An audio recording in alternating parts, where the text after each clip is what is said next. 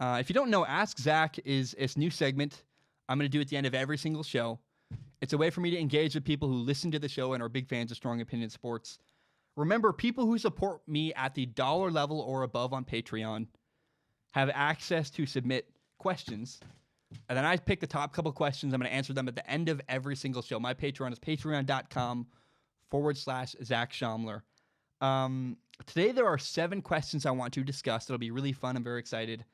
I also want to add, I loved reading all these questions. It meant a lot to me. A lot of people submitted a lot of personal questions, a lot of stuff, and I had really good messages with everybody on Patreon. And I just want to share a personal message at the end, a very nice touch. So that'll be at the end about how much this whole process meant to me. But for now, let's answer some questions. Let's jump into first. Wyatt asked this question. He said, Zach, wondering if you have any thoughts on the 18-game regular season. And so, yes, Wyatt, I did. At first, I actually laughed at the 18-game regular season. I was like, no way. I thought this was just a symptom of the summer. Because at the summer, it's a really dead time in sports, especially in football. And it's a slow news time. And then I talked to my buddies who played in the NFL. I have a couple guys who I played with in high school or played in the NFL. And they all the players seem to believe, that eventually an 18-game regular season is in fact going to happen. There's a really strong belief among players that it's not if, it's how long will it take, it's when. When will this happen, not if. Because NFL owners want an 18-game regular season. NFL owners want a longer regular season. Right now, the regular season is 16 games. I want to add 2 more games because more games means more revenue and more money for the league and more money for the owners of teams. Now, personally, I don't want a longer season. I don't. There's more injuries. I think 16 games is enough. My 2 arguments against an 18-game regular season is that, look, we don't need more time for guys to get hurt. We don't really need 2 more games. I think one of the things that makes the NFL so special is the scarcity and the rarity of their games. The NBA and the MLB has far too long of seasons. I can't keep up. I can't watch every game. There's too many things going on. But the NFL, because it's a game a week, and because it's only 17 weeks, 16 games, I can follow that. I can track all of that. That's easy for me, and I really like that, and it makes it more special. I think, 18 games would not be too many for a season, right? An NFL season with 18 games would still be okay, it'd be interesting. It wouldn't really diminish the quality at all. But it's a slippery slope, right? You don't want to oversaturate the market with too many games. And I think that after 18, it's all downhill from there. I just don't think you can sustain that many more games than an 18-game regular season. And I don't see any need to go and extend things to an 18-game regular season. We just don't need that.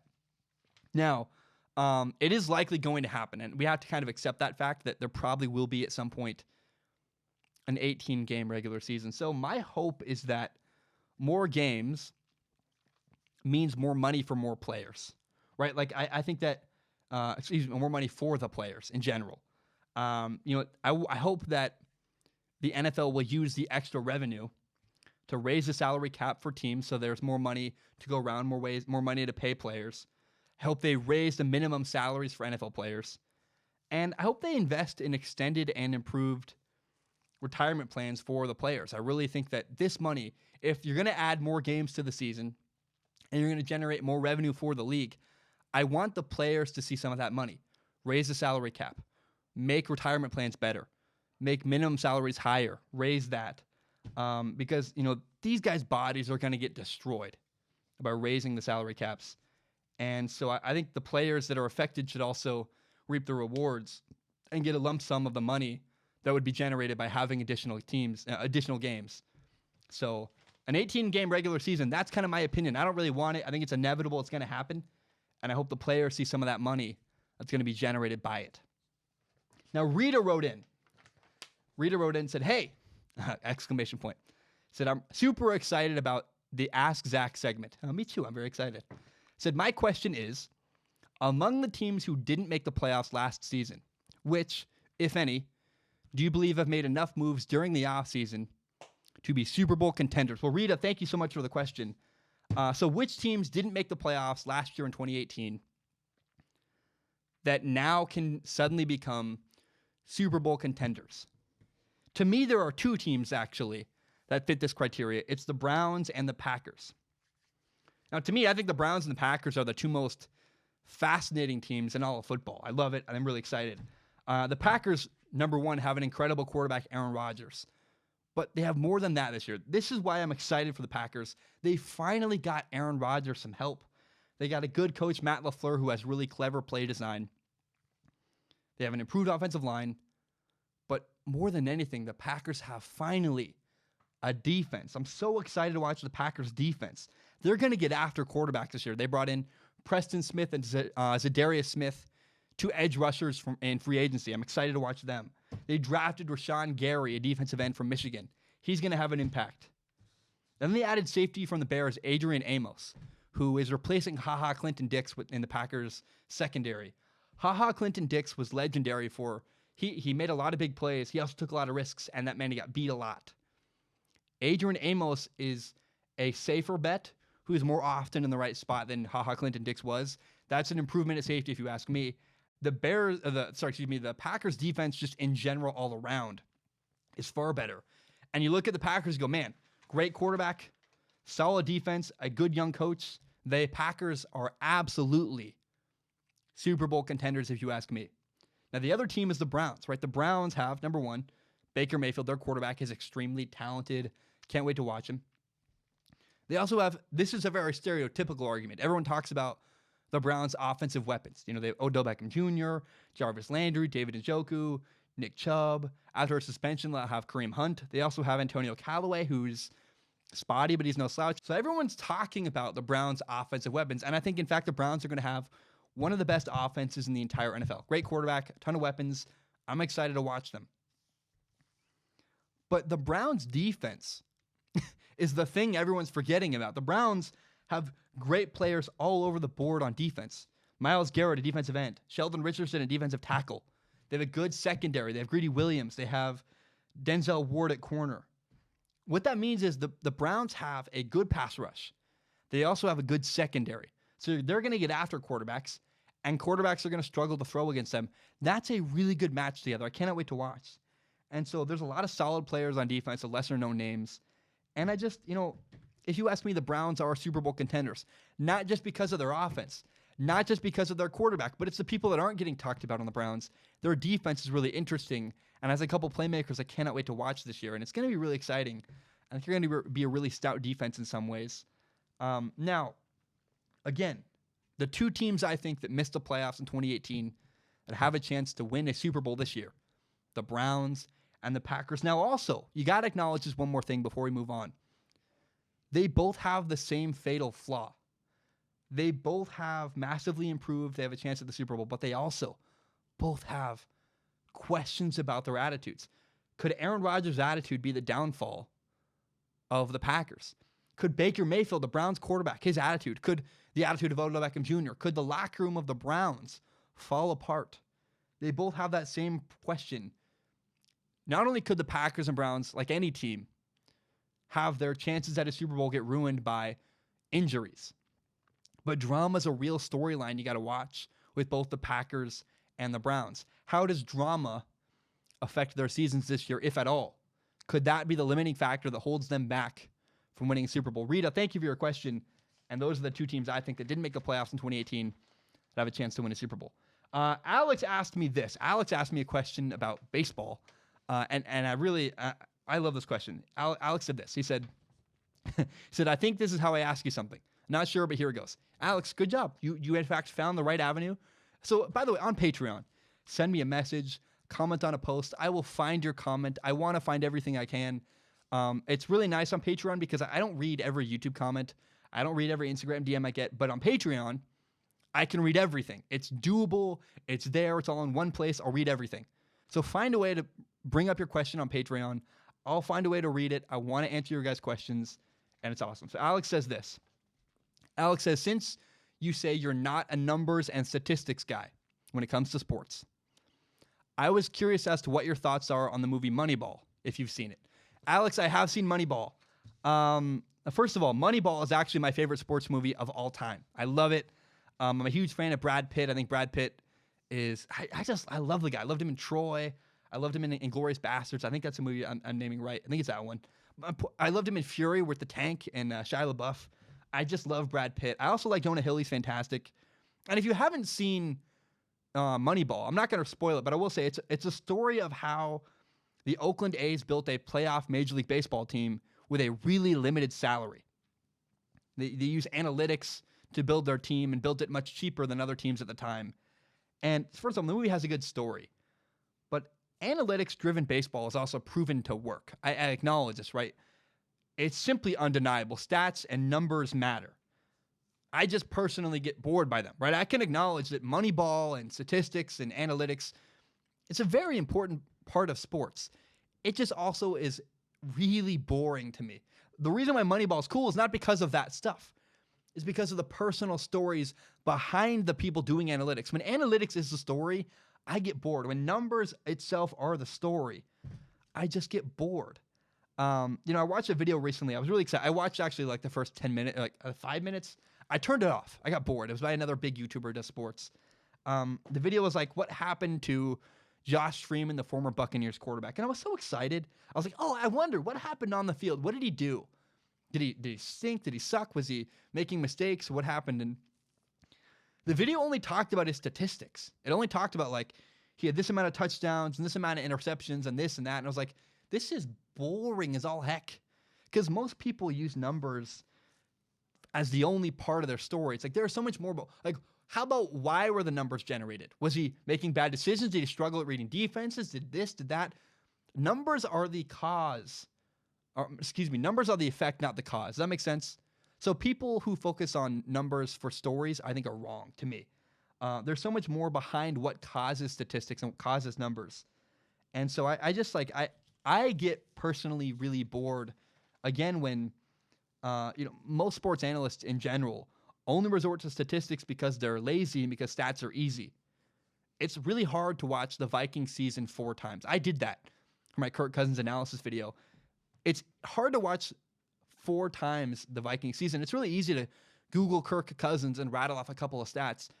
And most people who talk about sports do that. It's also really easy to manipulate numbers. Some people, there are so many statistics and numbers out there. And many of the stats people cite are just irrelevant. Like, they're just useless. Like, you found some random thing that, on third downs in Tennessee when it's raining, Marcus Mariota is bad. It's like, dude, who cares? Who cares? That's not a relevant statistic. That's some crap you found. You found some weird tendency. It's like it's not really relevant to the sport. So Moneyball is cool because it deduced baseball to a formula. But again, I've just found that when numbers are the story, it's boring. They work. Analytics work. They matter. 3-point shots matter in basketball. Analytics clearly matter in baseball. But also, like, Moneyball worked because they figured out which statistics mattered. They didn't just yell any statistics out there. And so I don't know. I think I've said the same thing over and over again. When people make sports about numbers, I get really bored. They're not stories. Stories are why I like sports, and stories are why sports are interesting. And Moneyball was great because it didn't just focus on the stats. It was the story behind the people who figured out what stats mattered. I think numbers are overused often. We should look more at behavior that causes the numbers rather than the numbers themselves. And from a storytelling perspective, again, I think listing a bunch of stats is just, as I just listed, a really boring reason why I hated Moneyball. But just listing a bunch of stats, he had this many touchdowns, this many interceptions, this many blank, it's like, that's really boring, and I just do not care. So sorry for the long-winded answer, but numbers and me, not good friends. But Moneyball, great movie. But why is Moneyball a great movie? Moneyball's a great movie because it focuses on the stories behind the numbers. Ooh, interesting, really good. Lawrence asked me a question. Lawrence actually DM'd me on, I think it was Instagram or maybe it was YouTubers. I saw somewhere Lawrence is like, I hope you get my question. Lawrence, I did get your question. And I'm very excited to answer it. He says this. He says, Zach, big fan here. Here's my question for Ask Zach. He said, I watch a lot of podcasts regarding football, and one is by Pro Football Focus. It's called Chris Sims Unbuttoned. Chris recently made a list of his top 40 quarterbacks, and it's been a huge controversy. Knowing you, you probably have no idea what I'm talking about. But anyways, my question for you, Zach, Who is your top 10 quarterbacks in the NFL right now, starting from number 10 down? It's really funny, by the way, you mentioned that. Lawrence, I had no idea what you were talking about. I've never heard of Chris Sims unbuttoned. I do like Chris Sims. Seems like an interesting analyst. But I do pay almost zero attention to sports media. I don't care. But I will bite. I'm going to change your criteria a little bit. I'm going to give you the top 9 quarterbacks, and I'm not going to give you them in order. But I will go 1 through 10, but I'm not going to give you them in order. But I will list 10 quarterbacks I think are the 10 best in the NFL. How about that? Because for me, like, I can't rank guys 1 through 10. I don't have the heart in me to do it anymore. I used to be the guy. I used to be able to do that. Like, this is this, and here's what. I don't have that same. I don't have that same drive to be controversial anymore. I just don't. Because I think when you're looking at quarterbacks, especially, like, how good are they in big moments? How much do they win? What about their leadership? How about their arm strength, their accuracy, their ability to read defenses? There are so many factors that goes into judging a quarterback. It's nearly impossible. To parse between Aaron Rodgers, Drew Brees, Tom Brady. It's like they're just all so close. I don't think you can kind of parse between all of them. But for me, I will say that there's a definite top 5 in no order. In my opinion, these are the 5 best quarterbacks in the entire NFL. Again, be very clear. In no order. These are the 5 best quarterbacks in the NFL. My 5 are Tom Brady, Russell Wilson, Aaron Rodgers, Patrick Mahomes, and Drew Brees. One more time. The 5 best quarterbacks in the NFL are Patrick Mahomes, Aaron Rodgers, Russell Wilson, Drew Brees, and Tom Brady. Those are the 5 best if you ask me. They're special. They're elite. There's a bunch of reasons why they're elite. Tom Brady's really close attention to detail. Drew Brees, great attention to detail. Russell Wilson's unbelievable. His leadership, yada, yada. Patrick Mahomes' ability makes him incredible. Aaron Rodgers' ability makes him incredible. But there are a lot of reasons why all of them are the top 5 collective quarterbacks in the NFL. Then there's the next tier down. There's the next 4 quarterbacks. To me, again, in no order, it goes Matt Ryan, Ben Roethlisberger, Andrew Luck, and Carson Wentz. Those are the next 4 best quarterbacks in the NFL. That's only 9 guys, by the way. So the top 9 in no order, the top 5, again, Tom Brady, Russell Wilson, Drew Brees, Aaron Rodgers, Patrick Mahomes. The next tier is Carson Wentz, Andrew Luck, Matt Ryan, Ben Roethlisberger. But the last spot, number 10, I was trying to get 1 through 10. It was really, really hard. I was like, is it Phillip Rivers, Matthew Stafford? I even had Kirk Cousins bouncing around, maybe Cam Newton. Baker Mayfield could get up there next season. The guy I decided to put at number 10 is Deshaun Watson. I really like him. I think Phillip Rivers' arm is kind of waning. Matthew Stafford hasn't won a lot. Kirk Cousins is kind of an idiot in big moments. Cam Newton's Cam Newton. He's really emotional, kind of all over the place, erratic. Baker Mayfield hasn't proved himself yet. To me, Deshaun Watson is the number 10 best quarterback in the NFL. So number 10 they're all so close. There's really no idea. I give it to Deshaun Watson. But again, in no order, these are the top 9 quarterbacks in the NFL, if you ask me. The top 5 are Aaron Rodgers, Russell Wilson, Drew Brees, Tom Brady, Patrick Mahomes. Then 6, 7, 8, and 9, in no order, Carson Wentz, Andrew Luck, Big Ben, and Matt Ryan. So those are my 9 best quarterbacks in the entire NFL, in my humble opinion. You were curious? There you go. Not exactly how you wanted it, I know. I'm sorry. But, I did answer it in some ways. Okay, Noah wrote in and asked this question. Noah said, which QB do or would you compare yourself to from the NFL? So I do play college quarterback, and I get this question a lot. Like, what quarterback do you kind of look like? What kind of quarterback do you act like? I think there's one thing people should understand. I am a small, humble Division III quarterback. I am not, I never really had any scholarship offers.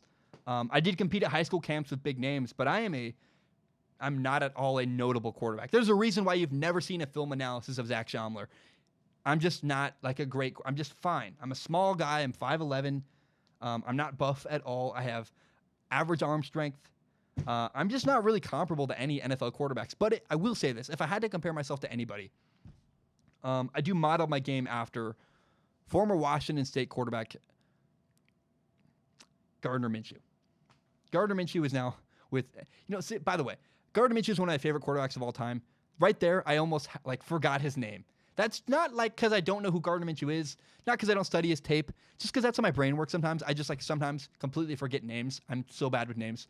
One time I was talking about the Denver Broncos, and I forgot John Elway's name, and I was like, I couldn't remember, and I got blasted in the YouTube comments. I'm like, guys, that just happens sometimes. Sometimes, like for me, I think I might be a little bit dyslexic. I'm terrible. I can't even remember my friends' names sometimes, and I'm like, I've known them for 7 years. Anyways, the former Washington State quarterback Gardner Minshew is who I kind of model my game after, and I think who I would be closest compared to in the NFL. He's now with the Jacksonville Jaguars. He's really inspired me in his career. I met him once. Very nice guy. I used to work with Washington State up there in Pullman, Washington. But, Gardner Minshew has an average arm. He can run a little bit. He can get 6 or 7 yards when he needs to. He really is good at extending plays and keeping plays alive. But the number one thing that I really found common ground with Gardner Minshew is mentally really sharp. He knows his playbook like the back of his hand, and he loves playing football. And I really identified with that. For me as a quarterback, I believe my strength is my mind. Knowing the playbook is just work ethic. It's do you study or not? That's all effort, and I can give great effort and learn any playbook. I think I know football pretty well, but it's not just the mental ability of knowing football. I think that makes me a good quarterback and makes my mental side of the game the best. I think also I'm mentally really poised. I work really hard, and I've done a lot of work and journaling and all kinds of stuff in the last couple of years since my brother died to get to an emotionally comfortable level where it's just I'm pretty even keel. I'm not the biggest or the fastest, but I know a playbook really well. I try to be really even keel so that when I throw an interception or I miss a throw or a guy's doing better than me, I just stay level and can handle the highs and lows that come with football. When other guys' brains kind of fall apart and they make a mistake and they kind of they become a huge mess. I've worked really hard to become the kind of guy who's even keel in a bad situation, who's very level and emotionally stable. And so I think my NFL comparison would be just the lowly backup of the Jacksonville Jaguars, Gardner Minshew, because I love football. I don't have the biggest, fastest arm, but I can run around a little bit. I try to extend plays. I make that a point in my game. And I love football. I try to be a good leader, and I watched him at Washington State be a good veteran leader for their team. And I knew that my attitude, my effort in college could be something I brought to the table, and that's what I model my game after, is exactly what Gardner Minshew brought to Washington State last year as a quarterback. I just really admire that. Okay, the next question I want to answer. This one made me laugh. It's from Josh. Oh, Josh. Josh wrote in and said this. Josh said, how many clones of you would it take to defeat one full-grown silverback gorilla? And remember, Josh paid money to ask me this question, and I was like, I got a lot of goofy questions. This is the one I chose. I thought it was really funny. I think I have an idea where this came from, actually. I was talking to my girlfriend. I was like, Shelby, I got this weird question. What do you think? And she goes, I think that's something from Barstool Sports. I'm like, really? I don't watch Barstool at all. I have no idea. But I did some research into gorillas to try to answer your question, Josh. What I found is that gorillas can throw about 1,000 pounds of weight. They can literally just, like 1,000 pounds, they can just chuck it across a room. And so I was like, oh, so that's like over 5 of me. So more than 5 of me at least is what we're going to need if Zach Schaumler, a clone, is going to take down a silverback gorilla. I think somewhere around the 25 or more of me's, just because my goal, if I'm going to try to take on a silverback gorilla with my bare hands, and I have a mass of Zach clones, like I'm imagining, like in World War Z, when this just massive zombie Zach clones are like kind of crawling over each other. If we can just get enough of me cloned up on top of the silverback gorilla where we just squish him with our weight, that's the only way I win. Because he could really beat like 10 of me. A silverback gorilla could just annihilate. I'm nervous. Like it would take a lot, maybe 50 Zachs, in order for me to win a fight with a silverback gorilla. I know this is going down a dark path, but the only way I could beat a silverback gorilla with my bare hands is if there was like 50 clones of me, and we just had so much mass that we just could sit on him, and we'd have enough of him that he couldn't move, like a giant pile. Now, actually, I did have this one other thought that I guess if I had a weapon, like a gun, or really, my brain, I don't want to go that dark. So let's say I have a tranquilizer gun, right? So me alone in the woods with a tranquilizer gun and a silverback gorilla, I might be able to win that. There's a chance that I could walk out okay. Now, the problem, though, is that imagine I shoot a silverback gorilla. I shoot him. He gets really mad. He runs after me. He kills me. And then he falls asleep because it takes a while for the tranquilizer to work. So I think Zach, me versus silverback gorilla, there's not really any chance I ever win that. I think I would be dead pretty quick. If that was a Barstool question, it makes a lot of sense because Barstool loves to talk about things that are not sports. Short dig. But hey, Josh, thanks for your question. I thought it was funny. I think maybe once an episode, I'll pick one of those funny questions about life or about whatever and just answer. Because I think I love sports, but let's use this topic to talk about more than just like maybe occasionally once an episode, I'll pick a question that's just fun and silly, and you get some insight into my brain and how it works. Now, the last question I want to answer is from Michael. First of all, Michael is a guy who also listens to Sacred Symbols, my favorite podcast. Really cool. Michael wrote in and said this. Michael wrote in and said, "Hey, Zach, I love your show. It is refreshing compared to other typical shows on FS1, ESPN, etc. Those feel really artificial with hosts seemingly disagreeing just for the sake of manufacturing an argument. I'm curious as to what you think about sports media personalities like Skip Bayless, who seem to love to just be contrarian and contradict themselves repeatedly. And also, shout out to the fellow Sacred Symbols fan." Michael, thank you for your question. I do respect guys like Stephen A. Smith and Skip Bayless and Colin Cowherd. They're professionals. I mean, they're performers, really. And they're just trying to get reactions from people. I intentionally don't watch those shows. I don't like them. I used to kind of tune in a little bit in high school. My biggest problem, though, with the approach of most people in the sports media is they say too much. There's just too much out there. Colin Cowherd has a 3-hour show 5 days a week. There's not that much content in the sports world. Most of your show becomes filler. There's not enough sports for all of that, and people talk about nonsense and filler crap. And that's where I try to be different from the rest of the sports world, is my show is not filler at all. It's very to the point. I don't talk about, when I was a kid, I listened to Dan Patrick one time, and he talked about cheese sandwiches for like 15 minutes, and I was like, dude, I don't care about cheese sandwiches. I'm watching sports. I want to hear about sports. And so, like Barstool Sports, I know people love them. They don't really talk about sports very often. And so, like Dan Patrick is the one that infuriates me the most. Like, so the three biggest people in sports media world for me as a kid growing up with sports radio: Jim Rome, Dan Patrick, Colin Cowherd. Colin Cowherd is my favorite. I liked his life analogies. I felt like you could get more out of sports than just sports because he always talked about like a life lesson and this and that. And I like that a lot. That's kind of the approach I've modeled myself after. Jim Rome, I never liked, but I always have respected how hard, especially once I started doing a podcast. I was like, man, Jim Rome, love him or hate him, the guy prepares really hard and is always ready to go. Dan Patrick is really lazy. He doesn't do any preparation. It seems like he just sits down and talks. He has people on. Most of his show is just interviews and phone calls. And when your show is just phone calls, you're just filling time, listening to nonsense, it's just crap. And I don't like it at all. But again, Colin Cowherd, in my opinion, prepares the hardest of anybody in the sports media. I respect him a lot. But again, you don't need 3 hours of content from anybody. It just, it's too much. And so a change I made in my life recently in the last, 6 to 8 months, I completely stopped watching any kind of sports opinion shows. And everything you can think of. I don't listen because I get accused of copying people and it's really annoying. I don't like it at all. And so the only way I can be sure that I'm really saying what I believe in is my opinion is I just don't listen at all. Therefore, when I say something, if me and Jim Rome have a similar take and someone accuses me of copying Jim Rome, I can honestly answer to them, you know what? I've actually never once listened to Jim Rome. So at least not in, I've listened actually never to Jim Rome. I listened to like a couple of his bits on YouTube. He's pretty good at that. His show is boring to me, but I can honestly answer. Like if what's a great example? Let's say the Browns start the season 6-0. And at that point we have the same take on the Browns.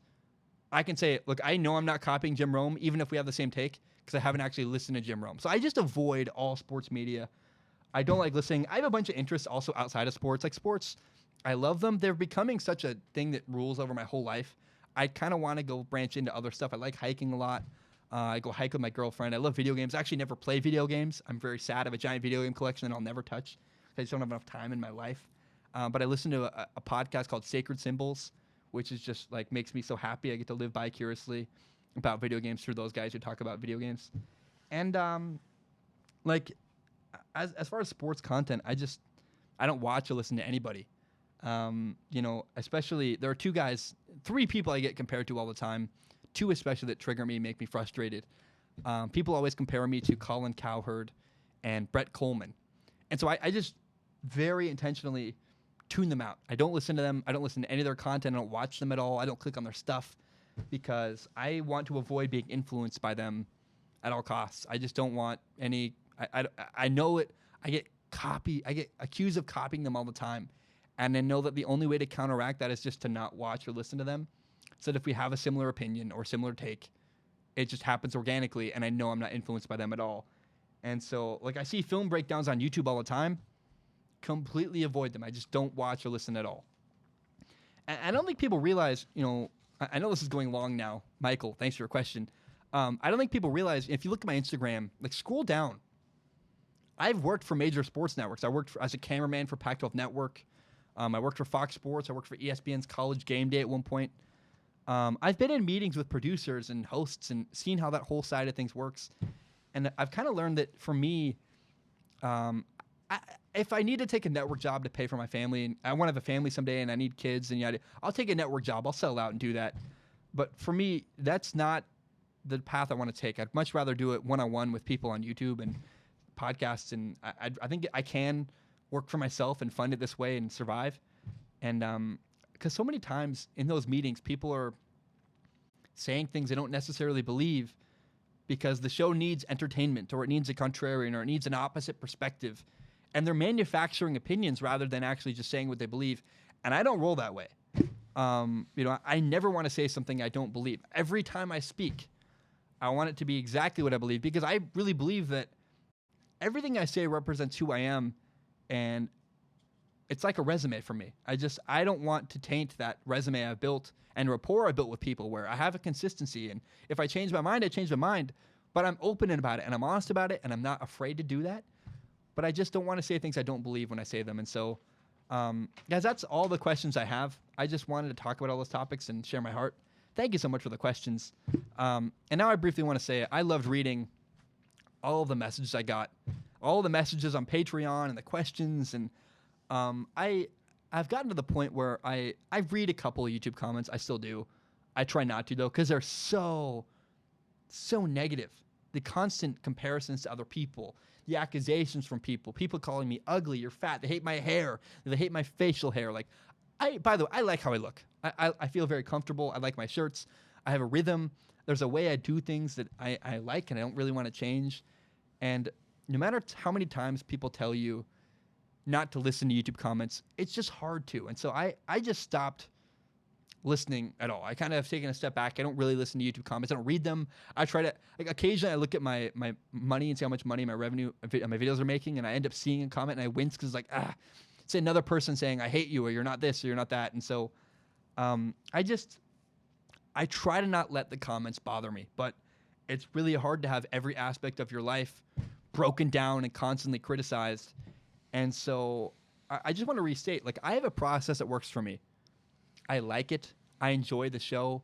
It's still fun for me, and that's an accomplishment. When I go to work and work on the show, it's like a reward. I get to work on the show rather than having to work on the show. And that's most people in my life that go to work, they're miserable when they go to work. And so I like my job. I want to keep it that way with the process I have, which I enjoy.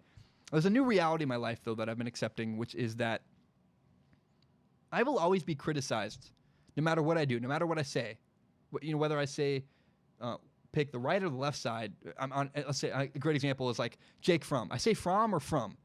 Whichever one I pick, someone else gets mad at me that I'm pronouncing that word wrong. Some people say it's from, some people say it's from. No matter how I pronounce it, somebody's mad at me. And so I've just accepted that I'm going to have people mad at me all the time, no matter what I do. But all the numbers of messages and the comments and just all completely overwhelmed me. And so I just stepped back completely, and I felt burned out. But what I really like about Patreon is it's a little bit different. I'm I'm happy to stick to only reading messages from Patreon and from you guys who support my show. And all the questions I got and the conversations I've had were about sports. And that's so cool because that's why I started Strong Opinion Sports, because I love sports. I love having debates about sports. They're my favorite things. And so to get comments and questions from people who are passionate about sports, even if you challenge me. Some people have said, like, Zach, you were wrong about this, but I'm still going to pay you $1 because I want to have a respectful discussion with you. That's great. I don't mind being challenged. Can we have a respectful dialogue? That's what's interesting to me. And so reading stuff on Patreon from supporters who are willing to pay a fee to have this discussion, like, that's awesome because it filters out some of the nastiness. And it reminded me why I started doing this. I love sports. I love discussing sports. I love sports stories. I love debating. It's fun. Building an argument is one of my favorite things. I love working at my desk and writing something. And so I just want to say thank you for the people who submitted questions and submitted comments. And I'm excited for the future of Ask Zach and the future of Strong Opinion Sports. I'm so sad that I'm going to go on a break briefly for my college football season. I know it's a painful thing that I don't even feel fully good about yet, but I think it's the right thing to do. I think taking a break for my football season is the right thing to do. We're not there yet. We have probably 2 more episodes left of Strong Opinion Sports to release before we do take a break. And the last thing I want to say is that if you want to pay me money to send me nasty messages about how much you hate me and I'm fat and ugly, I am happy to take your money on Patreon. Pay me $5 to crap on my facial hair. I will take your money gladly. I don't mind that. So, guys, just thank you so much. The people who support me on Patreon, I really appreciate it. And I'm going to now shift gears to one more thing. But again, guys, thank you so very much. That was Ask Zach Volume 1. Hope it was good. I hope you enjoyed it because I enjoyed it a lot. And so we'll do it again next time. It'll be great. My name is Zach Schaumler. This is my podcast, Strong Opinion Sports. It is my favorite thing in the entire world. And you may not know, my dream when I graduate college eventually is to do this show as my full-time job. Now, I also want to be very upfront and honest about my plan and what's going on. I recently monetized my YouTube channel. What that means is that some of my videos make money through ad revenue. Now, it's fewer than you think. A lot of my videos get claimed. But in the past, I've received donations through the form of PayPal and Patreon.com. PayPal.me/Zach Schaumler, Patreon.com/Zach Schaumler. So because I'm making ad revenue, it felt weird to just get donations. I wanted to give something back to the people who support me on Patreon.